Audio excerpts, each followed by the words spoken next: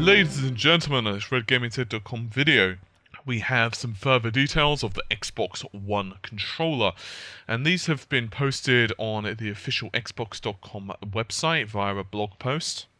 And while some of these details have been mentioned before, there are a fair smattering of new ones. Chief among them, however, is the fact that this controller can indeed be plugged into the console via a micro USB cable. This will allow the system to basically preserve battery life. Some have criticized Microsoft for the decision to actually use batteries in the controller at all rather than a power pack or something of that nature. However, at least like this, if you've either run out of batteries or your batteries on critical, at least you can continue to use the controller. This is very similar to, say, the Xbox 360 pad.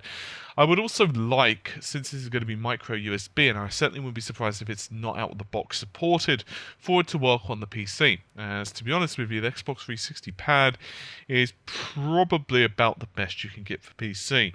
Obviously, you can get the PS3 pad to work on the PC as well, but it's by certainly no means an intuitive process compared to the Xbox 360 pad. There's also a built-in low power state. Now, if you're going to watch something like a movie or you're stepping away from the TV, the controller itself will enter a low power state to conserve the battery. So in other words, it will just send, I'm assuming, an intermittent signal to the console to say, I'm still alive, don't worry about it. The idea behind this basically is so that you won't have to resync the controller, which of course is pretty good if you just want to get straight back into the action. I have no doubt at all that the Kinect-based technology, which we'll discuss soonish, is certainly going to be a key to that. Audio quality of the headset will be also better thanks to an improved transfer rate between the console and the controller itself. Now, obviously, by transfer rate, it really means bandwidth, and since it's been improved somewhat, the team at Microsoft actually claimed the communications will be actually better than even if you're using a telephone. Now, just how true that's going to be is, of course, up for debate. It's not like the Xbox 360's speech was terrible or anything like that, but some did complain that the audio quality could be somewhat improved. There have been a little bit of details in the concern with the controller and just how it communicates with the system as well. The controller will utilize invisible reflective technology and LEDs, and that will allow the system to communicate between the console and Kinect itself.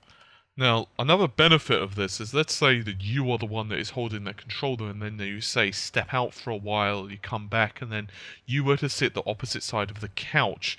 This will automatically configure the split screen differently, so in other words, it will switch the split screen. So let's say you were first sitting on the left side, it would configure the split screen so you were on the left, but let's say you were to change your position and now sit on the right, it would have now allocate you the right side of the screen. It's not particularly a massive piece of technology or whatever, but I'm sure anyone who regularly games multiplayer will know that one of the things that a lot of people say is, can I sit the opposite side of you please, I'm the right side. It does make things a little bit easier, particularly if you're dealing with a larger display.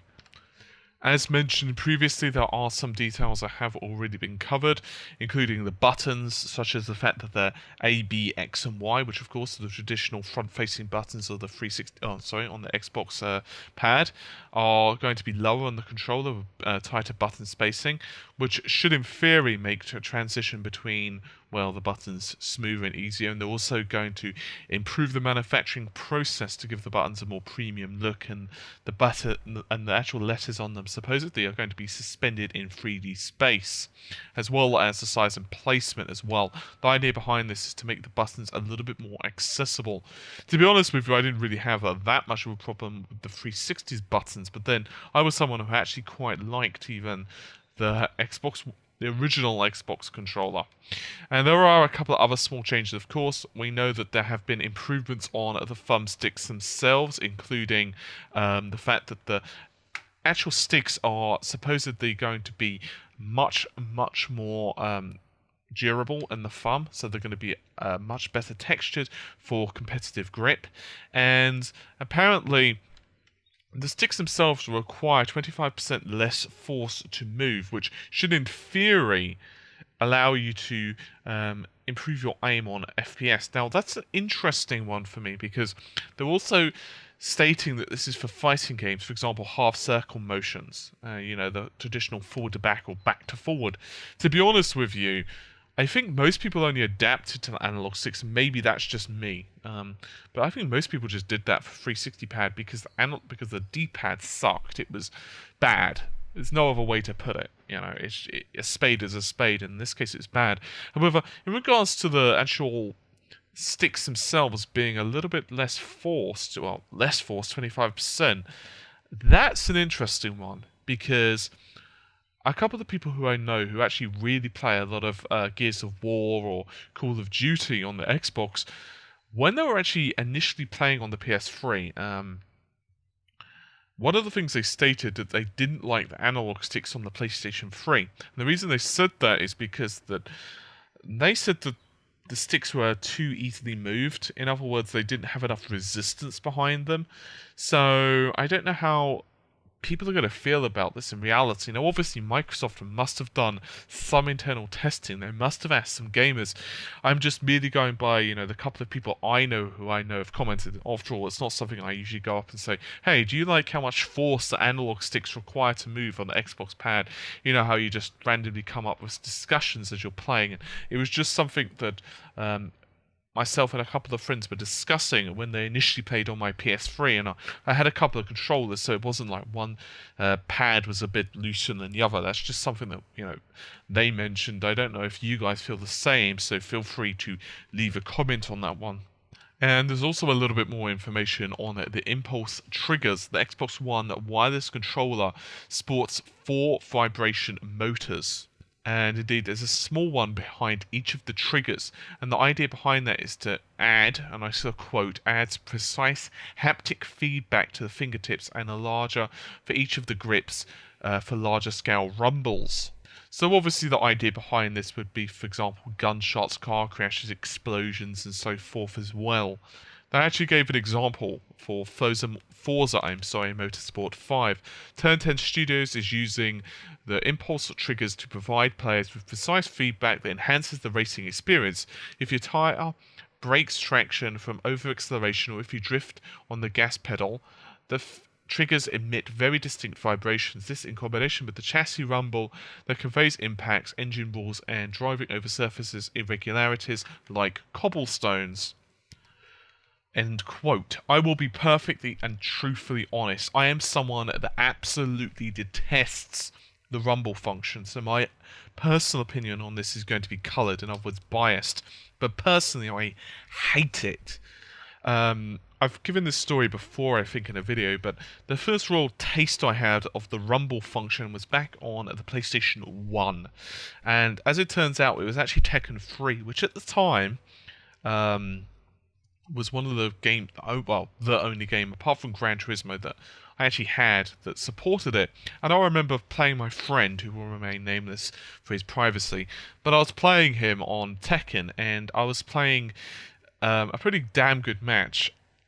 And I remember the vibration really irritating me, because every time I was trying to pull off certain moves, for example, Electric Wing Godfist, which is basically a dragon punch motion, the forward to down, forward, I would find that the vibration would slightly throw off my finger. And I don't know if it's just me. Possibly it's, but regardless, it really irritated me. And I actually found that in pretty much every title that I ever play, including FPS games. FPS really irritate me because of the fact that the analog sticks are already annoying for me because I'm primarily a PC gamer. Now, I'm not saying that this is bad necessarily. I can imagine it could be quite good on something like, say, Call of Duty. You can imagine, say, a small spring as you're pressing the trigger button for, say, gunshots. However, I'm unsure just how good it will be in practical sense. So I'm going to reserve judgment on it. I'm going to be, let's say, cautious, because, as I said, traditionally I haven't liked rumble functions at all. I know some people absolutely love them and all, because obviously otherwise they wouldn't put them into the controller. But personally I'm going to be a bit skeptical on it. Finally, of course, we've got the D-pad. Now, as I mentioned previously, the D-pad on the previous Xboxes, even the original Xbox, wasn't amazing. In my opinion, however, the Xbox One D-pad, or the original Xbox, shall I say, was better than the Xbox 360. The problem, primarily, in my opinion, with the original Xbox D-pad was that it was just a bit too raised up, and sometimes felt like it was floating. With the 360 pad, it was just abysmal when you wanted quick movements. It wasn't so bad if you're doing, say, quick weapon swaps, or say, you just have to press up on, say, Gears of War for a certain weapon. But I remember playing Elder Scrolls, not Skyrim, Oblivion on the 360 before I played it on PC. And some of the spells were a pain in the ass. Primarily any of the ones where you had to press the corner. I just didn't like it. Now, Microsoft did make some changes to the pad after a while of the Xbox 360 being released, which did improve it some. However, in my opinion, it was still far behind that of the PlayStation. And not that the PlayStation 3 pad is perfect by any means. In my personal opinion, the best D-pad I've ever used actually comes from Sega. The Sega Saturn D-pad is, in my opinion, the best. It really was ridiculously comfortable, and for fighting games, it was absolutely amazing, and I'm sure that my opinion is certainly shared by many. But the PS pad had a pretty good D-pad, especially for games like Tekken. But anyway, in regards to the Xbox One pad, I'll read out a direct quote for you guys. The old Xbox 360 pad is replaced by a new design that pays homage to classic controllers and architected to deliver more precision and tactile feedback for gaming. The D-pad cross shape is honed to provide accurate cardinal directional inputs, sweeping movements, and combinations, important factors for sports and fighting games and other experiences. To be honest with you, and this is out of quote, I'll reserve my judgment on that. Certain games really, really need an accurate D-pad, and I understand that some really good pro players on fighting games, for example, I believe it's Fnatic, on Marvel fame, was absolutely phenomenal on Xbox 360 pad. I've seen some of his matches, and I even think he uses it above arcade stick. But for me, I just don't like it because I'm so used to the original just D-pad way, so I just have to kind of muddle through. Anyway, obviously that has been a hefty dose of opinion on my part, so regardless, I am liking the sound of the changes on the Xbox 360, sorry, Xbox One. I don't know why I keep saying Xbox 360. I think it's because I'm ridiculously tired. Anyway, that's just about it for this particular video. Stay tuned. There will be some tech stuff coming up tomorrow. It should have been today, but there was a few delays regarding, well, everything. So tomorrow, however, will be some heavy tech stuff. I've been doing some research, basically, is why I've been delayed, and I won't tell you guys exactly what the research has been on, but it's been primarily regarding developers' opinions on certain things and engine technology and stuff like that. So all will be revealed tomorrow. Speaking of tomorrow, tomorrow will be the competition launch as well. So you guys may want to check back on the channel if you're interested in winning some free goodies. So yeah, I think that's just about it. Sorry for a bit of a lackluster commentary on this video. I am ridiculously tired, but all will be revealed tomorrow. Anyway, take care and bye for now.